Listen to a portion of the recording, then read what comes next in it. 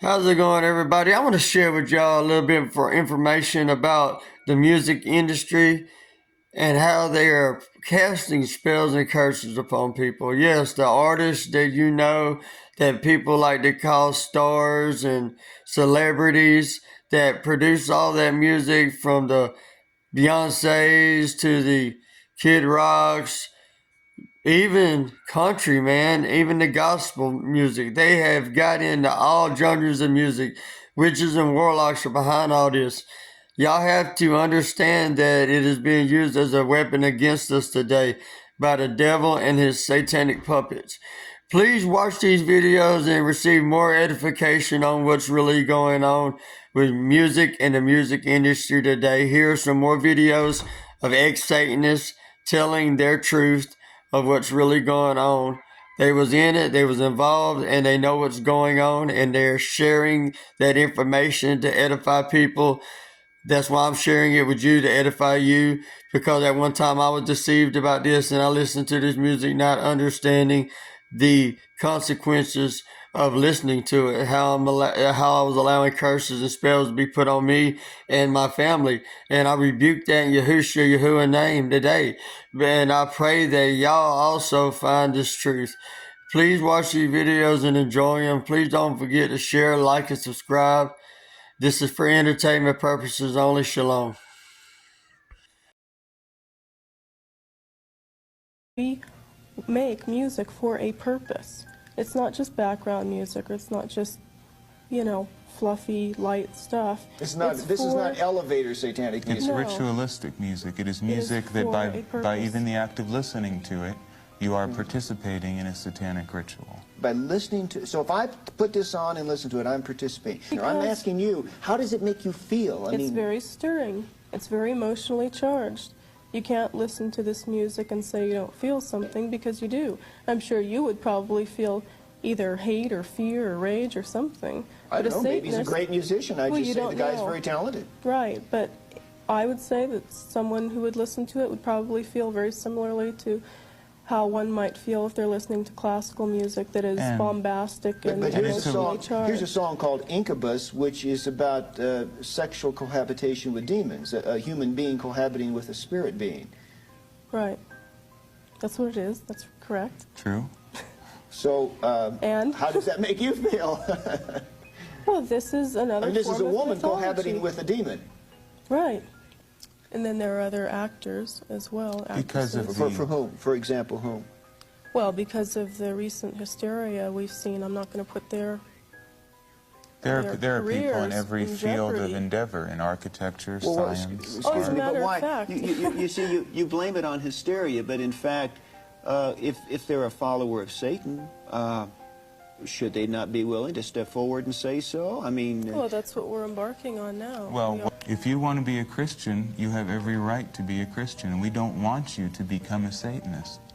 We just want people who are already with us. We're not trying to convert or proselytize. And I think that has not been understood until this point. You don't want to recruit. You don't want to convert. There's only a limited amount of people in the world who can truly say they respond to the satanic philosophy or understand it. It isn't for the millions. It isn't for the masses. It is for the rulers and leaders of the earth. It's for people who achieve. That's 1% of humanity.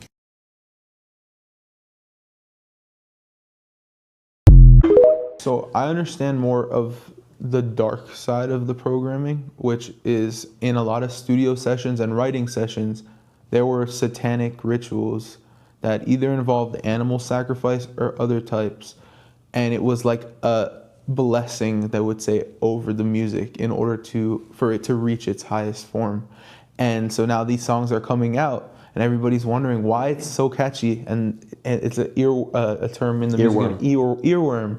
The earworm, but it's the worm, which is the demonic parasitic thing that was just planted in the song as the mantra for people to hear. Now it's in the radio frequencies, and who's the prince of the air? It's Satan. It says he's the prince of the air and the power. So they're very aware of that.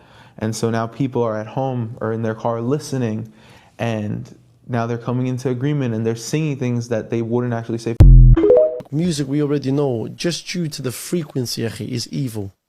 A man that works in the music industry could tell you just from the frequency, it changes your mood completely. Do you know, there's a specific frequency that all music has that basically just mashes you up? Yeah, 100%. That's the impact it had on us. And we were youngsters, 16, 17 years old. From the age of, 14, 15.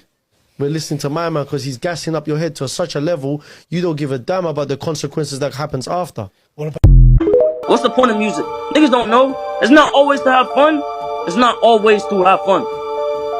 Sometimes it's to help people find themselves, because music is frequency programming. Music is frequency. What frequency are you being fed? At 15 years old, I was doing sound engineering.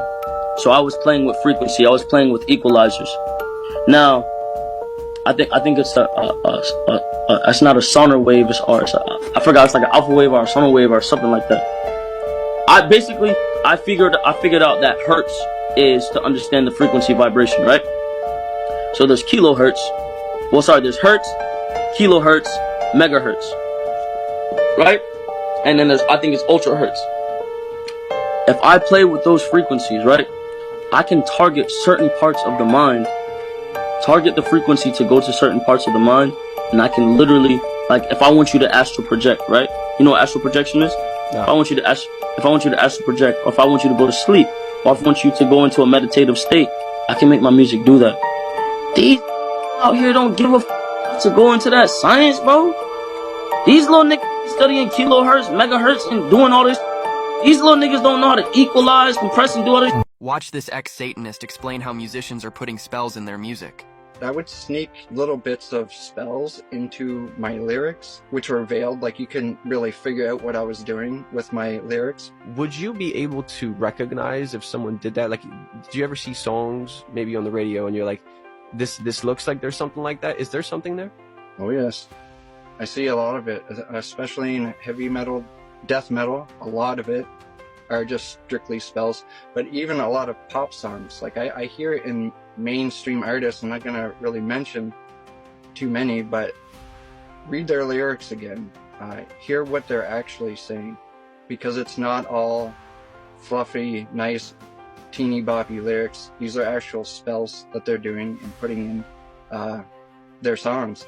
And because they're so famous, I mean, I question what they have done to get there. There was a moment where they had tried to initiate me into a satanic adult 18 and up party that they were throwing when I was in a music studio. And they showed me a video reel of like what they were doing in the studio after hours. And it was the most demonic thing ever. I mean, these women were literally in like cages with bunny ears, like in cages with like a black mask on, just doing weird rituals that involved, you know, what's under the veins here. You know, I don't want to say like certain keywords that gets us banned, but yeah, they showed me that on video. And you know what's funny? When I was in Hollywood and they were trying to initiate me into the occult by luring me into these like 18 and up satanic ritual parties, the same celebrities that they showed me were attending the parties were the same celebrities that Christians try to defend when they listen to their music. So it's like, as a Christian, why would you listen to somebody's music that are attending these satanic ritual parties that I'm getting invited to, you know? And they say, oh, well, I can listen to secular music, it's not a sin. If you're listening to music that goes against the will of God, does the Holy Spirit in you not feel grieved?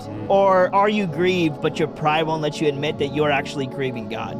Because no Christian should be listening to secular music. And a lot of Christians, they want to be ignorant about this stuff because they want to, like, they still want to enjoy the things of the world. But we're called to be sold out for the gospel, you know, not just half sold and, oh, well, we can, you know, return some stuff. We don't got to really live for God like that. We don't have to be extremists. The gospel is an extreme thing. Jesus Christ died an extreme death for us. And you don't want to have that extreme love for him and hate the things that he hates and love the things that he loves. There's no doubt in my mind that God is not pleased with secular sinful music. He hates that stuff.